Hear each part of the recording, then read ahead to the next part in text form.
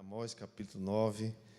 Vamos ler o versículo 11 e 12, que diz assim, a palavra de Deus: Naquele dia levantarei a tenda caída de Davi, consertarei o que estiver quebrado e restaurarei as suas ruínas. Eu a reerguerei para que seja como era no passado, para que o meu povo conquiste o remanescente de Edom e todas as nações que me pertencem, declara o Senhor, que realizará essas coisas. Que palavra poderosa, que promessa extraordinária. Vamos ler todos juntos mais uma vez?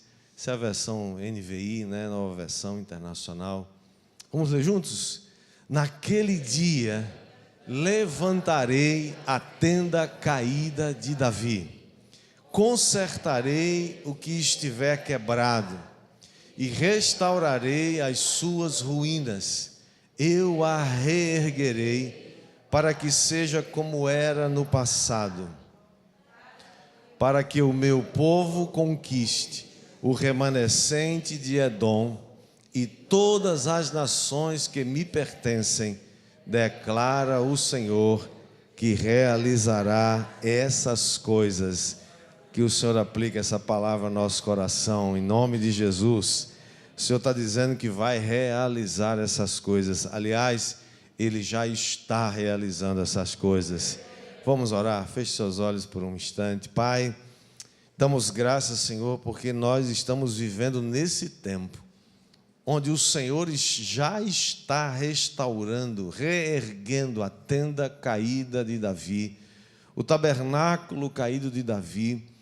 E o Senhor tem um propósito, não só restaurá-lo, não só reerguê-lo, mas também para que esse propósito, o propósito de que o Senhor alcance, que o Senhor reúna em toda a face da terra todas as pessoas, todas as nações que te pertencem, sejam alcançadas pela tua palavra, sejam alcançadas, Senhor, pela notícia, pelo evangelho de Jesus Cristo. E nós estamos aqui nessa noite para te agradecer, para aprender com o Senhor e para sermos encorajados, abençoados e receber do Senhor a nossa porção. Eu oro para que cada um aqui receba hoje aquela porção que vem do teu coração para o nosso coração, porque o Senhor tem um banquete para todos nós. A tua presença é uma presença abençoadora, e sobre cada vida aqui seja essa bênção,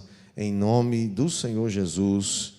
Todos dizem amém e amém. Glória a Deus. O tema da nossa mensagem é: o nosso nome é resgate e restauração. O nome da nossa igreja é Ministério Internacional Resgate e Restauração. Esse nome tem um significado, esse nome é profético. Nós somos a geração que Deus está resgatando e restaurando para ser aquilo que Ele planejou para nossas vidas e para a vida da sua igreja. Então vire para a pessoa que está do seu lado e diga: você faz parte dessa geração. Nós estamos resgatando, estamos restaurando.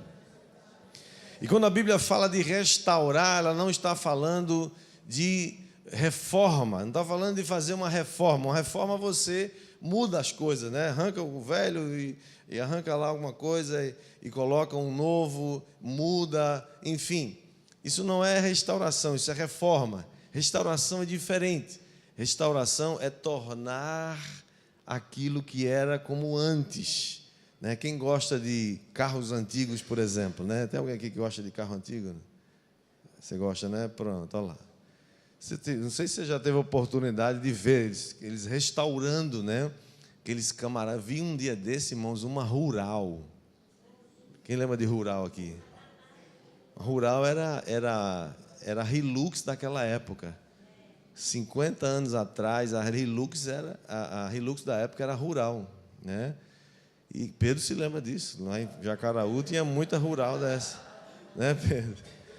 E a Rural, Eu vi o camarada fazendo uma restauração. Eles vão buscar aquelas peças, não sei como eles descobrem aquilo. E deixam toda original, tudo igual, aquelas marchas assim em cima, que fazia assim, né? E tal. Mas fica igualzinha, né? Claro que não é você estar saindo andando com ela por aí, mas é para olhar e gostar, né? Tirar foto e pronto, deixa lá. Mas é restauração, é trazer de volta ao lugar, trazer de volta a essência, trazer de volta o propósito, trazer de volta o que foi que Deus planejou. E é muito interessante a gente descobrir por que é que Deus está dizendo que vai restaurar, vai reerguer o tabernáculo caído de Davi, e não, por exemplo, o tabernáculo de Moisés, ou até mesmo o templo de Salomão, que era um templo tão belo, tão bonito. A semana passada nós paramos, a mensagem da semana passada, paramos no local ou no tempo em que Davi, o rei, estava levando para Jerusalém a Arca da Aliança. Ele desejava muito levar a Arca da Aliança, porque a arca representava naquela época a presença de Deus. Davi era um apaixonado pela presença de Deus. Davi era um apaixonado pelo um ambiente de adoração. Ele era um adorador. Ele foi um escritor, um compositor, e ainda muito jovem ele se tornou um exímio músico, que tocava muito bem, tocava harpa, e compositor que ele se torna, um homem sensível, e ele agora se tornara rei, e ele sabia que a Arca da Aliança significava essa presença de Deus, e ele então fez uma tenda em Jerusalém, e preparou aquele lugar para colocar a arca. Então ele faz todos os preparativos para levar a arca para Jerusalém. No meio do caminho, entretanto, houve um acidente. Os bois que carregavam a arca num carro novo tropeçam, e a arca despenca de cima do carro, e Uzá, que era um dos que estavam conduzindo a arca, segura a arca e é morto imediatamente, porque não era possível, ninguém poderia tocar na arca, exceto os levitas, que haviam sido separados para esse serviço. Davi fica muito triste, aborta toda aquela festa, toda aquela expectativa que todo mundo estava tendo para receber a arca em Jerusalém, fazer uma grande festa. Davi então retira a arca e põe na casa de Obed-edom. A arca fica ali 3 meses, Deus abençoa a casa de Obed-edom. Ele e toda a sua casa foram muito abençoados, e as pessoas vão dar a notícia para o rei, dizer: olha, rei, eu abençoou muito a casa de Obed-edom, e ele está muito abençoado. É assim que acontece quando a presença de Deus chega na casa da gente. Você tem a presença de Deus na sua casa? Não precisa levar a arca, porque hoje não precisamos mais, a gente nem sabe onde está a arca hoje mais, mas Deus quer fazer presente na sua casa, meu irmão. Você já chegou na casa de alguém e você sabe que ali Deus está presente? E onde é que Deus está presente? Aonde Ele é bem-vindo. Você convida o Senhor para morar na sua casa? Convide todo dia: Senhor, essa casa é tua. Venha aqui, consagre sua casa toda, consagre todos os cômodos, consagre tudo, diga: Senhor, Tu és o dono, o Senhor manda aqui. Convida que Ele vem mesmo morar na sua casa e abençoar toda a sua casa, porque essa é a vontade de Deus, é abençoar você. Diga para o seu vizinho: a vontade de Deus é que você seja abençoado. Então Davi se anima para novamente levar a arca para Jerusalém. Agora ele vai buscar, porque nós vimos na semana passada que quando os bois tropeçam, algumas coisas acontecem. Primeiro, acontece que quando há um acidente que acontece logo em seguida que os bois tropeçam, revela para nós que nós podemos nessa hora perder o controle das coisas, mas Deus nunca perde o controle de nada. Pode acontecer alguma coisa, qualquer coisa que não estava no seu script, mas nunca se esqueça: Deus nunca vai perder o controle, Ele sempre tem um controle de tudo, e Ele vai conduzir sua vida em triunfo. Confie em nome de Jesus, quem recebe aí, né? Segunda coisa que a gente viu é que, além Você perdeu o controle, mas Deus não perde. A segunda coisa que a gente descobre é que nós precisamos conhecer a vontade de Deus. Davi copiou o mundo. Davi copiou os filisteus, os inimigos de Israel, quando eles devolveram uma arca, depois de uma batalha que eles tinham capturado a arca. Eles não sabiam como devolver a arca, colocaram num carro novo, e depois de muitos anos, depois de 20 anos, que a arca estava na casa de Abinadab, Davi e toda a sua equipe copia aquele modelo e leva a arca para Jerusalém no carro de bois. Não era essa a maneira que Deus havia dito. Deus tinha dito para os levitas: vocês vão levar a arca nos ombros. A arca era um objeto, né? Um móvel que tinha formato retangular, e ela tinha duas argolas de cada lado e um varal de ouro de cada lado, para que 4 sacerdotes colocassem a arca nos ombros e saíam levando nos ombros. Não era em carro. E agora, Davi, esperto, foi buscar a vontade de Deus. Às vezes, irmãos, quando a gente, não se lembra de buscar a vontade de Deus, alguma coisa dá errado, aí a gente vai buscar, sim ou não? Senhor, não foi que eu errei. Vou lá consultar o Senhor, consultar as Escrituras. O que a Bíblia diz sobre isso? Porque a Bíblia tem coisa para dizer para a gente, sim ou não? Amém ou não amém? Amém. Davi foi buscar e encontrou. Ele disse: agora os levitas vão levar a arca. E é isso que ele faz. Ele põe a arca nos ombros dos levitas e eles começam a caminhar em direção a Jerusalém. Assim acontece. A arca é levada para Jerusalém, colocada numa tenda que Davi havia preparado especialmente para esse momento.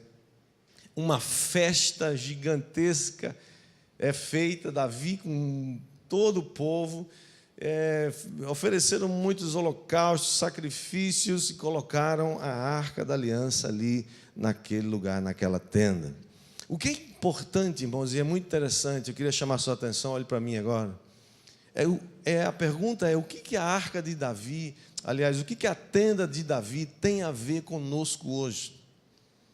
O que tem a ver com a igreja hoje? O que o tabernáculo de Davi tem a ver conosco hoje? Será que ele tem alguma semelhança? Será que ele tem algum elemento que nos ajuda a saber o que Deus está fazendo hoje? Porque o texto que nós acabamos de ler diz que naquele dia, esse dia chegou. Quem dá amém aí? Amém. O dia chegou que Deus está restaurando aquele tabernáculo. Então, vamos precisar saber o que tem naquele tabernáculo, sim ou não? Quem gostaria de saber o que tem naquele tabernáculo? Que segredo é esse? E olha, irmãos, o que o Senhor está querendo fazer nos dias de hoje, Ele já tem o desenho, Ele já tem as medidas, Ele já tem o plano. Quem recebe aí, amém ou não amém? Nós já sabemos, porque Deus está dizendo: eu vou restaurar o tabernáculo. Deus está dizendo o que Ele vai fazer em nossos dias. Ele vai reedificar, Ele vai restaurar. Desde que a arca, irmãos, da aliança foi construída no deserto, houve somente 3 lugares. Desculpa. Só houve 3 lugares onde a arca ficou durante todo o tempo que ela existiu. O primeiro foi o tabernáculo de Moisés, quando ele foi construído no deserto por ordem de Deus, com todas as medidas, e era uma construção desmontável, que eles podiam montar e desmontar em poucas horas, porque eles precisavam sair. Ficaram perambulando pelo deserto 40 anos, e ali, no tabernáculo de Moisés, no lugar mais sagrado que havia, chamado lugar santíssimo, ou santo dos santos, ali a arca permanecia. Depois que eles entram na terra de Israel, é quando Davi então constrói essa tenda e coloca ali a tenda, na sua tenda, a arca da aliança, e fica ali por 40 anos. Quando Salomão, seu filho, constrói o templo, aí o templo agora é o templo, um templo belíssimo. A arca é levada para o templo em Jerusalém, que Salomão havia construído. Então ele só ficou nesses 3 lugares. Agora, por que é que Deus está dizendo que vai restaurar o tabernáculo de Davi e não o templo de Salomão? Aliás, nós nem sabemos hoje onde é que está a arca, né? Não sei aqui quantos viram aquele filme Caçadores da Arca Perdida. Já tem anos esse filme, né? Aquele Indiana Jones, né? É um enredo, né? Uma história de tentar descobrir onde é que está essa arca, porque desde que os babilônicos destruíram Jerusalém no ano 586 antes de Cristo e destruíram o templo, que nós não sabemos onde está mais essa arca, se foi destruída, se desapareceu. Aí tem muitas teorias agora, né? Para dizer que Deus escondeu a arca. Alguns dizem que ela está escondida debaixo do monte, debaixo do monte do templo, lá em Jerusalém. Não sabemos. A questão é, eu creio que Deus fez isso de propósito para ninguém ficar, né, idolatrando a arca, porque hoje nós não adoramos nada a não ser a Deus e fazemos isso em espírito e em verdade. Não precisamos de um objeto para nos prostrar diante dele. Nós nos prostramos diante de Deus, porque ele está presente em todo lugar. Quem está entendendo, diga amém. Portanto, a igreja que ele está levantando hoje é uma igreja que tem esse desenho da tenda de Davi, do tabernáculo de Davi. Portanto, se Deus está restaurando a tenda de Davi, qual é o desenho dessa tenda? Queria compartilhar com você hoje 3 elementos que a tenda de Davi tinha e que nós também precisamos ter. Quem gostaria de receber isso em nome de Jesus? Primeira coisa que a gente vê na tenda de Davi é que ela tinha aparência, ela não tinha aparência, mas tinha essência. Diga comigo, não tinha aparência, mas tinha essência. Era uma tenda simples. Irmãos, Deus ama as coisas simples. Toda ostentação tem alguma coisa errada. Não estou dizendo que você não pode gostar de coisa boa, né? Não tem problema nenhum. Mas as coisas simples, né? Alguém já disse que o simples é melhor. O simples é mais belo. A simplicidade, a tenda de Davi era esse lugar simples. Isso nos mostra, isso nos ensina sobre a simplicidade do Evangelho. O Evangelho não é complicado. O capiroto que gosta de complicar o Evangelho, sim ou não? O Evangelho é simples. Jesus morreu por você, você é pecador, eu sou pecador. Ele tomou o meu lugar. Acabamos de cantar, tomou o meu lugar naquela cruz. E Ele me deu vida, perdoou os meus pecados e disse: filho, vem, eu vou te dar um reino, você quer vir comigo? Eu quero, pois vamos juntos. É simples ou não é assim, gente? É simples. A religião é que gosta de complicar as coisas muitas vezes, com seus ritos, né, com seus dogmas, com suas complicações para dificultar o acesso das pessoas à presença de Deus. Deus está disponível para todos aqueles que querem e creem. Através de Jesus Cristo nós podemos chegar à presença de Deus. Diga amém.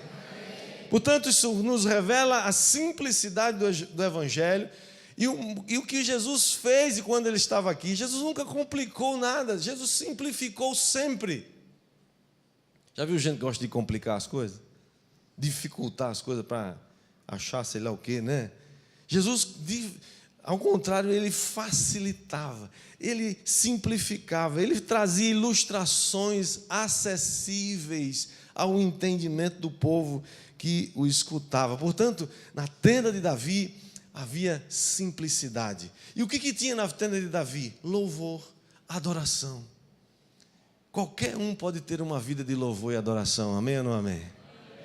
Se você ler 1 Crônicas, você vai ver detalhes de como Davi preparou essa tenda e o que acontecia lá, a organização. Por exemplo, 1 Crônicas capítulo 15, versículo 16, diz que Davi deu ordem ao chefe dos levitas que constituísse os cantores, para que com instrumentos músicos se fizessem ouvir e levantassem a voz com alegria. Ou seja, havia sempre louvor, cânticos, alegria, júbilo na tenda de Davi. Na sua casa, na sua vida, você tem uma vida de júbilo, de alegria. Isso não significa que todas as coisas sempre estão indo muito bem. Não significa que você não tem desafios. Significa que você precisa ter louvor e adoração no seu coração, na sua vida. Porque Deus vai cuidar do resto. Quem recebe, diga amém. E ainda, capítulo 16 de 1 Crônicas, versículo 4, diz que Davi designou dentre os levitas aqueles que haviam de ministrar diante da arca do Senhor e celebrar e louvar e exaltar o Senhor Deus de Israel. Irmãos, a simplicidade da vida passa por adoração. E a complicação da vida passa por murmuração. Diga misericórdia. Diga misericórdia. Portanto, irmãos, a tenda de Davi era esse lugar simples, esse lugar que tinha simplicidade, esse lugar que não tinha aparência, não tinha nada que as pessoas pudessem dizer, oh, que lugar. Ele era simples, mas ele tinha essência. Quantos aqui se lembram do tempo das mercearias? Pastor, hoje está muito nostálgico, né? Eu me lembro quando eu era pequeno, lá na minha cidade do interior, né, que eu ia você chegava... Hoje você vai no supermercado, é tudo embalado, sim ou não? As embalagens bonitas, né? Aliás, a gente, né, trabalha para fazer aquelas embalagens. Você já viu aquele negócio, você chega numa embalagem assim, a foto da comida é tão bonita que dá vontade de você comer. E aquelas que estão prontas, então, quando você abre... Tem certeza, não, eu quero dar foto, eu não quero essa aqui de dentro, não. Já viu aquele cardápio não posso falar o nome para não dar ibope, né? Daquela lanchonete famosa, né? Ou você pega aquele cardápio assim, super, hiper colorido, ou vê naquela foto na frente assim, você está escolhendo e aparece aqui, vai mudando, fica mudando, né? E aquele sanduichão assim, desse tamanho, né, com um brilhoso, aquela carne assim caindo, aquele caldo assim, aquele negócio, e daí aquele bicho, aí você fica assim, que delícia, eu quero esse aqui. Aí tá bom. Aí você pede, quando chega, vê aquele negócio anêmico. Eu falei, não, eu quero aquele dali, eu não quero esse não. Já teve essa sensação? Eu já tive. Eu vou estar dizendo, não, eu quero, isso aí você errou nesse aqui não, eu quero aquele ali. Por quê? Porque a gente quer a essência, a gente não quer a aparência, né? Aliás, a gente quer o que está lá, mas quer que o que está dentro seja igual. E naquela época, né, imagina 40 anos atrás, e numa mercearia não existia essas embalagens de plástico que tem hoje. O que tinha nas mercearias no tempo de Pedro era aquele saco desse tamanho. Era um sacão assim de 50 quilos, que eles abriam a boca assim, ficava redonda assim, e tinha uma concha assim dentro. Lembra, Pedro? Lembra? Uma concha assim de alumínio, sei lá o que era aquilo. E aí tinha uma balança assim em cima do balcão, você mesmo se servia. Era uma fila de saco assim. Até hoje tem nesses mercados por aí, né? Você metia aquele negócio assim dentro, quanto é que você quer? 1 quilo. Então, bota lá e dentro da balança com um saco lá, um negócio, você pesava ele, enrolava num papel, não era plástico, era um negócio de papel, né? Meio quilo, não sei o quê. Não, está ali, farinha, sei lá, feijão, arroz, tchum. Você sabia que isso está voltando? Porque as pessoas não estão querendo mais a aparência somente, eles querem a essência. A dona de casa prefere pegar, peraí, eu quero saber que negócio é esse. Eu quero saber o que eu estou comprando. E aí tinha um que chegava assim, e levantava, e olhava. Ah, está bom, né? Ah, tinha uns que davam uma dentada no feijão. Ah, esse cozinha. Tá lembrando? Dona Ivone está lembrando. Cadê Dona Ivone? Cadê ela? Está ali, olha. Ela está se lembrando. Né? Núbia também acabou de ter um vislumbre daquele tempo. Né? Por que aquele irmão? Sabe por quê? Porque você estava vendo, você está comprando um negócio que você está vendo, está pegando. Eu quero esse aqui. Essa é a diferença de você comprar. Se bem que hoje, né, as embalagens estão mais transparentes, mas você não pega, você só chega em casa e diz, não cozinhou esse feijão. Porque a gente quer essência, ao invés de aparência. Sabe, embora na maioria das vezes o exterior seja um reflexo do interior, Deus não está interessado na sua aparência. Deus está interessado no que tem dentro do seu coração. Deus está interessado em saber o quanto você o ama, quanto você está disposto a se entregar para Ele. se entregar na adoração, por exemplo. Nossos cultos sempre têm adoração, sempre começa com adoração. Por quê? Porque toda a vida foi assim, é assim no céu, agora mesmo tem adoração, agora tem adoração lá. Porque quando adoramos, nós entronizamos o Senhor. Então esse era o primeiro elemento da tenda de Davi. Era um lugar simples, um lugar que não tinha aparência, mas era um lugar que tinha essência. As pessoas hoje, irmãos, estão em busca não de uma igreja que tenha aparência. É claro que é bom a gente ter uma igreja bonita assim ou não. Nosso prédio vai ser lindo, sabia disso? Amém? Quem recebe aí concorda comigo. Mas prédios lindos sem presença de Deus não servem para nada.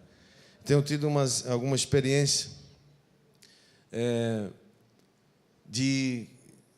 nas viagens que nós fazemos para Israel, nós sempre vimos por alguma cidade da Europa.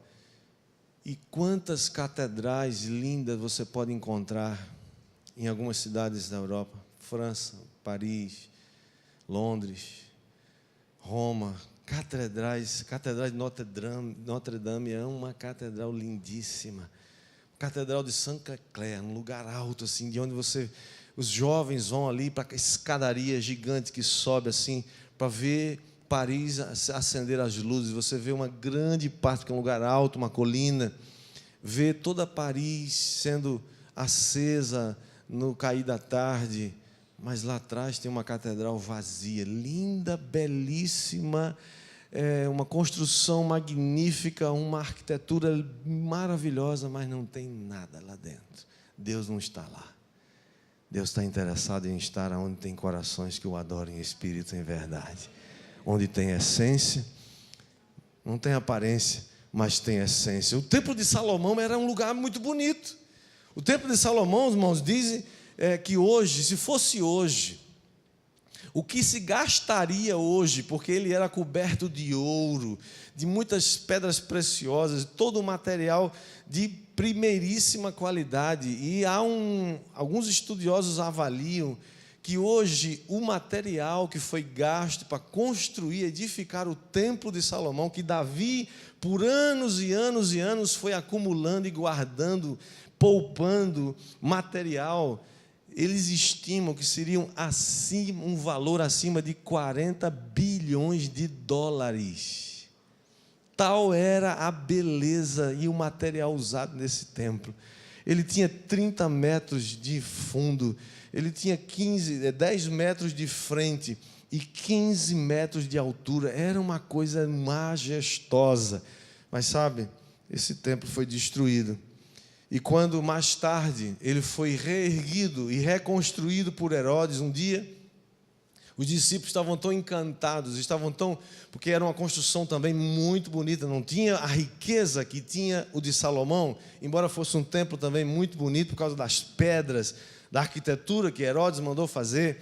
E os discípulos disseram: Senhor, vê que pedras, vê que construções, que coisa maravilhosa. Jesus disse: não ficará pedra sobre pedra que não seja derribada. E de fato, esse último templo foi destruído no ano 70 pelos romanos e até hoje nunca mais foi reconstruído.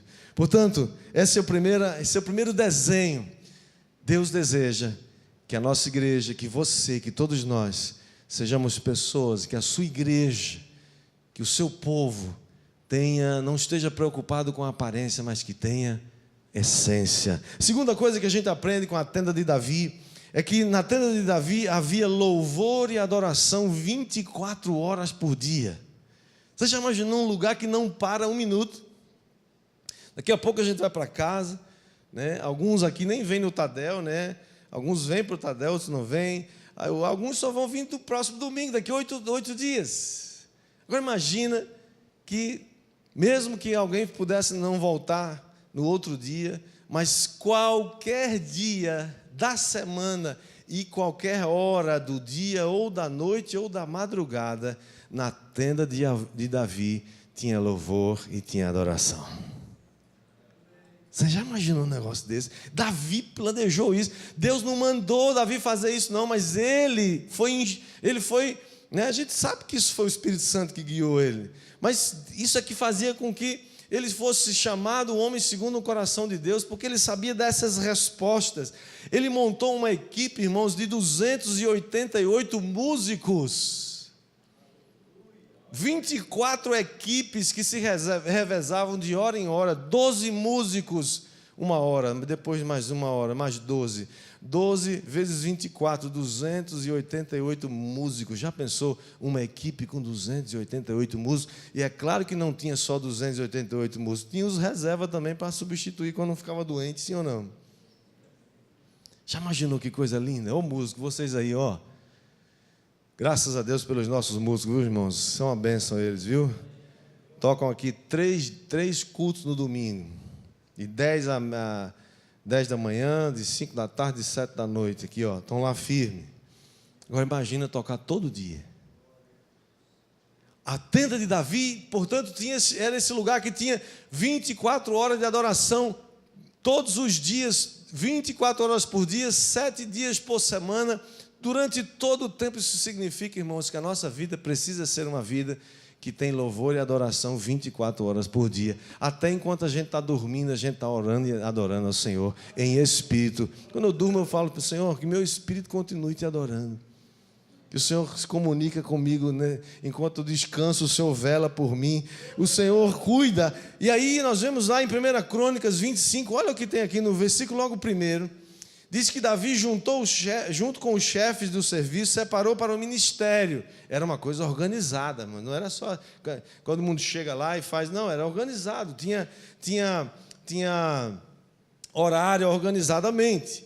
E aí ele separou os filhos de Asaf, de Emã, de Jedutun, para profetizarem com harpas, alaúdes e símbolos. Todos eles estavam, versículo 6 agora. Todos eles estavam sob a direção de seus pais para o canto da casa do Senhor, com símbolos, com alaúdes, harpas, para o ministério da casa de Deus. E o número deles, juntamente com seus irmãos instruídos no canto do Senhor, não era só, né, aquele negócio que vem, vamos dar uma oportunidade aqui para o irmão, olha para mim agora, olha para mim. Nada contra os irmãos que têm oportunidade, tá, gente? Mas se você tem um ministério, faça o melhor ministério que você pode. Se especialize, né? Aprenda, se aprofunde. Diz, todos eles instruídos no canto, todos eles, o quê? Mestres, gente que sabe o que está fazendo, se dedicou, né? Está estudando, está melhorando. E era de 288 pessoas. Você achava que essa ideia de fazer 12 horas de adoração é uma coisa recente? Né? Quantos aqui já vieram num evento aqui de 12 horas de adoração? Precisamos fazer mais, né, gente? Voltar a fazer mais, né? Que eu saiba, deve existir outras, né? Eu estou sabendo que tem mais coisas de Deus fazendo por aí. Está restaurando o tabernáculo de Davi pelo mundo. Amém? Quem vai dar amém? Amém? Mas eu conheço 2 casas de oração que estão há mais de 20 anos já tendo oração e louvor 24 horas por dia, sem parar. A primeira delas, a casa de oração do IHOP, lá no Kansas City. É uma casa que está há mais de 20 anos já. Agora mesmo, você pode entrar no site deles e tem adoração ao vivo. Eles têm, eu tive lá uns anos atrás, e tem a nave principal onde as equipes se revezam. Sempre tem alguém ministrando, cantando, proclamando a palavra, profetizando. E ao lado do prédio principal tem várias salas de oração, salas de cura, pessoas que vão lá para receber cura de enfermidades e doenças. Muita gente tem sido curada lá. E Deus tem feito um reboliço naquele lugar. Glória a Deus por isso. Uma outra casa que nós conhecemos lá em Jerusalém. Quem já foi a Israel conosco já deve se lembrar que a gente foi lá. Nessa casa fica no Monte das Oliveiras, casa de oração para todas as nações. O Tom Reis e sua esposa, que estão ali também orando pela volta do Messias.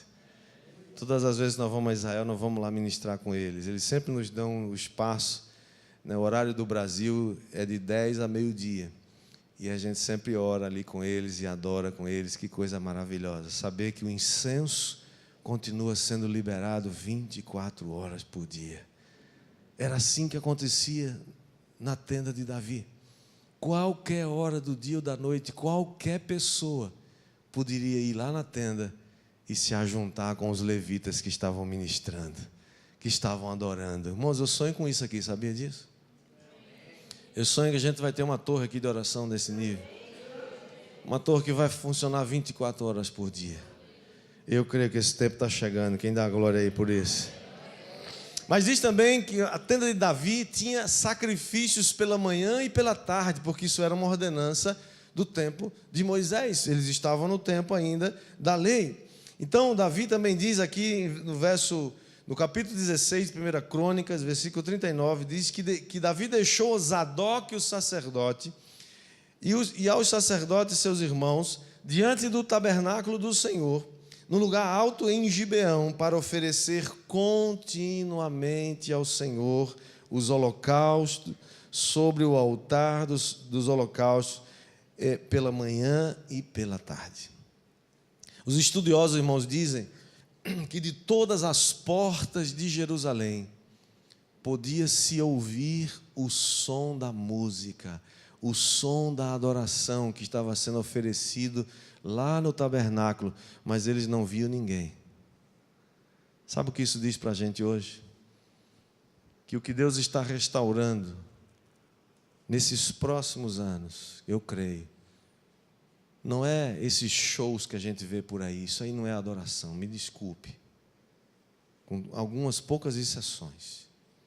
Isso aí está me cheirando muito mais a vender ingressos. A adoração que Deus está trabalhando e está trazendo de volta é a adoração de adoradores que não estão em busca de dinheiro nem de fama. Eles nem vão ser conhecidos. Não precisa nem saber quem eles são, porque só precisa saber quem é Jesus e adorá-lo. Ele é que precisa ser conhecido. Havia holocaustos e sacrifícios pela manhã e pela tarde. E diz os estudiosos que de todos os lugares de Jerusalém, que não era naquela época uma cidade muito grande ainda, eles podiam sentir o cheiro, o cheiro dos sacrifícios, da queima da carne dos animais que eram sacrificados. Mas ninguém via os sacerdotes, porque eles estavam lá oferecendo sacrifícios para o Senhor. Eles não são estrelas, irmãos, nós não fomos chamados para ser estrelas. Muita estrela por aí adorando bezerro de ouro, fazendo do ministério um comércio, fazendo do ministério um negócio. Nós não fomos chamados para isso. Nós somos chamados para levantar incenso e adoração na nossa cidade, para que de todos os lugares de João Pessoa se ouça o som que é levantado para Deus. O som e o cheiro, não mais de sacrifícios de animais, porque isso a gente não precisa mais fazer. Jesus aboliu todos eles, mas que eles possam sentir o cheiro da unção que o Espírito Santo está liberando sobre a nossa cidade, sobre o nosso estado, sobre o nosso Brasil. Quem recebe isso aí, quem deseja isso, dá um glória a Deus, faz um barulho, diga alguma coisa. Sabe, talvez você já cantou ou canta, eu canto, nós cantamos aqui muitas músicas da Bethel Church. A maioria de nós não sabe nem que existe uma tal de Bethel Church na vida, nem onde ela fica. Se Deus quiser, no próximo ano eu vou conhecer essa igreja. Fica lá na Califórnia. Nós cantamos as músicas dela e nem sabemos. Não sabemos nem quem são os compositores, nem quem são os autores das músicas. Mas não somente nós aqui, o mundo todo hoje canta as músicas da Bethel Church. Uma igreja cheia de Jesus. A igreja do pastor Bill Johnson. Uma igreja cheia da glória de Deus. Uma igreja com músicos maravilhosos, excelentes. Mas a gente não conhece nem o nome deles. Mas as músicas que Deus tem dado para eles estão correndo e varrendo o mundo inteiro, porque estão liberando incenso e adoração. É esse nível que Deus quer fazer através de nós, irmãos. Quem recebe aí, diga amém. Da mesma forma que os sacerdotes ofereciam sacrifícios, eles também não precisam aparecer. Não é gente famosa, nem de shows que custam milhões. E hoje nós oferecemos sacrifícios de louvor, que é fruto de lábios que confessam o nome de Jesus. Quem dá glória a Deus aí por isso? E por último, terceira coisa, qual foi a primeira coisa?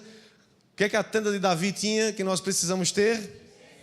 Ela não tinha aparência, mas ela tinha essência. A segunda coisa que a gente aprende com a tenda de Davi é que havia adoração, louvor e adoração 24 horas por dia. Irmãos, mantenha sua vida em 24 horas de adoração e louvor todo dia. Não seja só domingueiro, seja todo dia você está em comunhão, você está ligado. Está ligado aí? Vocês estão ligados aí, jovens aí?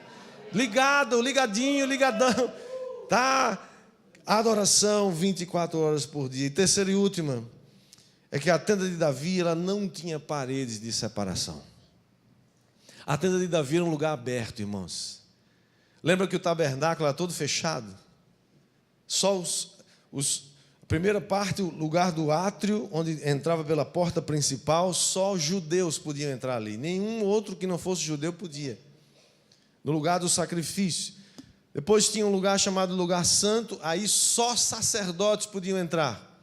Mais ninguém. E o lugar onde ficava a arca, somente o sumo sacerdote podia entrar uma única vez no ano. Olha a ideia que o Davi teve. Colocou a arca no centro da tenda e não tinha nenhuma parede que separava. Todos podiam se aproximar da presença de Deus. Davi não teve a revelação de Jesus como você tem e eu tenho. Jesus foi aquele que abriu o caminho para nos trazer de volta à presença de Deus. A Bíblia diz que Ele nos abriu um novo e vivo caminho.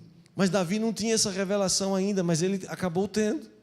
Sem saber ou sem querer ou sei lá o que, ele teve. Que foi isso que Jesus veio fazer, limpar a área, limpar as paredes que dividem a gente. Limpar os obstáculos para que a gente tenha acesso. Todos podiam ter acesso. Não era exclusividade, a tenda de Davi não era exclusividade para alguns poucos apenas. Por isso que a restauração da tenda de Davi nos traz essa mensagem. A mensagem de que o Evangelho está sendo pregado para todos, sem exceção. Todos são bem-vindos às águas do Cordeiro. Quem dá amém aí? O tabernáculo de Davi, aliás, de Moisés, ficava no meio das 12 tribos de Israel, quando eles acampavam no deserto. Mas ninguém poderia ultrapassar aqueles limites que haviam sido dados. Deus está levantando, irmãos, eu creio, uma igreja sem paredes. Não é que não é um prédio, eu estou falando de paredes de separação. Quantos aqui estavam inconformados aí no Congresso dos Jovens? Irmãos, foi o melhor congresso de jovens que a gente já teve. Congresso maravilhoso, palavras abençoadas. 2 pastores jovens, cheios de Jesus.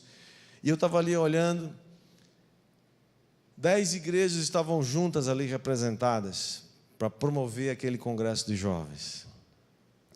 Ali não tinha o nome de uma igreja. As paredes denominacionais daquele evento não haviam. Tem ali igreja batista, igreja comunidade. A nossa igreja que não é batista, não é uma comunidade. Igreja, outras igrejas diferentes, muito diferentes. Mas nós estamos unidos por um só propósito. Nós vamos ganhar João Pessoa para Jesus. Nós vamos fazer ouvir o som da adoração ao Rei dos Reis em toda a terra. Em toda a terra, as paredes não vão nos separar. Nós estamos vivendo, irmãos, eu creio, tempos de Ezequiel 37, quando o Senhor disse para o profeta Ezequiel: Ezequiel, você está vendo esse vale de ossos secos? Só tem ossos, eles estão sequíssimos, ou seja, estão mortinhos da silva. Você crê que esses ossos podem voltar a viver? E eles estavam tão secos que o próprio Ezequiel fala assim: Senhor, sei não, tu sabes. E aí Deus diz para ele: então profetiza esse vale de ossos secos. E ele profetizou, e os ossos começaram a se mover. Eu creio, irmãos, nós estamos vivendo esse tempo dos ossos começarem a se mover. Sabe, Deus está juntando, chega de separação, chega bobagem, disputas dogmáticas. Nós temos um centro chamado Jesus. Nós gravitamos em função dele, ao redor dele, é ele que importa. É ele que importa, quem está entendendo, diga amém. Uma igreja, irmãos, que Deus está levantando sem muros, sem divisões. É claro que nós temos nossas características pessoais, a gente gosta, tem um que gosta de picanha, outro não gosta, não sei porquê, mas não gosta, tudo bem, né? Isso não nos divide, mas a essência está lá, né? Um corpo precisa ficar de pé. Sabe o que eu penso, irmãos? Olha só, olha para mim agora, olha para mim. Eu creio que nós estamos, irmãos, num tempo de cumprimento dessas profecias. Eu creio que nós estamos num cumprimento de 3 promessas, 3 profecias poderosas. Uma é essa de Ezequiel 37. E eu creio que nós estamos, e ali diz a Bíblia, que os ossos começaram a se mexer, e começaram a se formar, e cada osso procurar o seu osso. Irmão, só Deus faz isso, isso é milagre, isso não é coisa humana. Os ossos começaram a se mover, e o osso está lá do outro lado, a perna está aqui, não sei o quê, e faltou aqui, a falangezinha está ali, vem, Deus começa a mover as águas. Quando alguém profetiza, você está profetizando? Você foi chamado para profetizar esse tempo de restauração. Restauração da tenda caída de Davi. E os ossos começam a se encontrar. E diz a Bíblia que os tendões, as carnes começam a aparecer. E começam a tomar o seu lugar. Irmãos, porque um corpo funcione, ele precisa ter a estrutura óssea. Precisa ter o revestimento dos músculos, carne, tendões, ligamentos, e depois tem que ter a pele, que é a beleza. Você sabe o que isso aponta? Isso aponta para uma igreja geracional, onde aqui nós adoramos ao Senhor com os vovôs, com os papais, com os adolescentes, com os jovens e com as crianças. Eu creio que essa estrutura óssea são os adultos que estão ali sustentando a carga, né? Estão aí se organizando e tomando posse, profetizando. Esses jovens aí cheios de Jesus, esses adolescentes cheios de Deus, estão aí, né? São essas carnes que vão se acomodando e dando sustentação. E depois tem uma pele bonita. Quem é a pele? Eu creio que são as crianças. Elas adoram, elas adornam, elas são lindas, sim ou não? Sim. Eu creio, irmãos, nós estamos vivendo esse tempo por causa de alguém que teve coragem de profetizar esse acontecimento. É tempo de você abrir sua boca e dizer: Senhor, restaura esse tempo. Mas além da profecia de Ezequiel 37, eu creio que nós estamos debaixo da profecia de Joel. Ela se cumpriu lá em Pentecostes, mas os seus efeitos continuam chegando até nós. Que disse: virei. Ezequiel, no dia de Pentecostes, Pedro fala sobre isso, de que o Senhor ia derramar do seu Espírito de tal maneira que nossos jovens profetizarão, nossos velhos sonharão, e até os servos e as servas estarão cheios do Espírito. Esse é tempo de ser cheio do Espírito Santo. E outra profecia que nós estamos debaixo também, que nós precisamos reivindicar e dizer: Senhor, é para nós, é para o nosso tempo. Profecia de Malaquias, que diz que o coração dos filhos serão convertidos aos pais, e o coração dos pais convertidos aos filhos. É tempo da gente profetizar esse tempo de restauração. Os ossos precisam se converter aos músculos, aos nervos e às juntas. Os jovens precisam converter-se aos ossos. Somos essa igreja de gerações. E aí, irmãos, nós precisamos aprender algumas coisas. Primeiro, olhe para mim agora, jovens, olhe para mim. Jovens, adolescentes, vocês precisam aprender a honrar os cabelos brancos da sua vida, da sua casa, da sua igreja.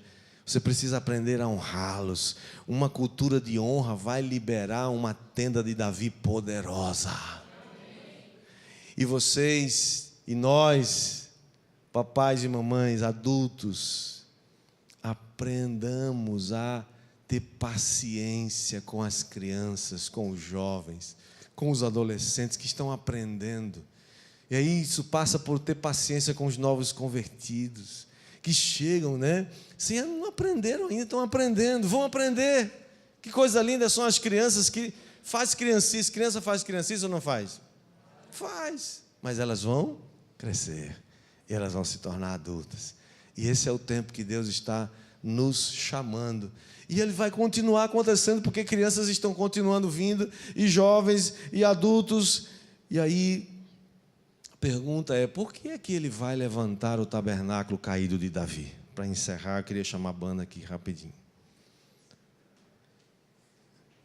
Ele vai levantar o tabernáculo de Davi, primeiro porque ele está caído. Precisa ser levantado. E vai restaurar porque está em ruínas. Sabe o que eu entendo disso, irmãos? Olha para mim agora, olha para mim.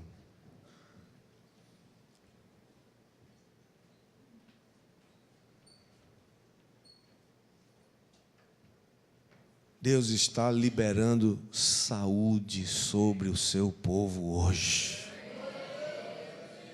Nós não funcionamos em ruínas. Nós não funcionamos caídos. Nós precisamos profetizar que o nosso país vai se tornar habitável. Você concorda comigo? Nosso país vai se tornar habitável. Porque o nosso país estava se tornando inabitável. Mas Deus vai nos ajudar. Deus vai liberar sobre o nosso país e a nossa nação uma restauração da tenda caída de Davi. E Deus vai usar você, a sua boca. Profetiza, ó filho do homem, ó filho, profetize. Você acha que esse país pode se levantar e se tornar um lugar habitável? Pode ou não pode? Então profetiza, profetiza. Diga, Senhor, eu creio, meu país vai se tornar uma nação de sacerdotes. Nosso Brasil não pertence a Satanás. Nosso Brasil não pertence ao pecado, nem à corrupção, nem à maldade. Não, nosso país não pertence aos principados e potestades. Nossa nação pertence a Jesus Cristo de Nazaré. Se você concorda comigo, fique de pé, comece a profetizar.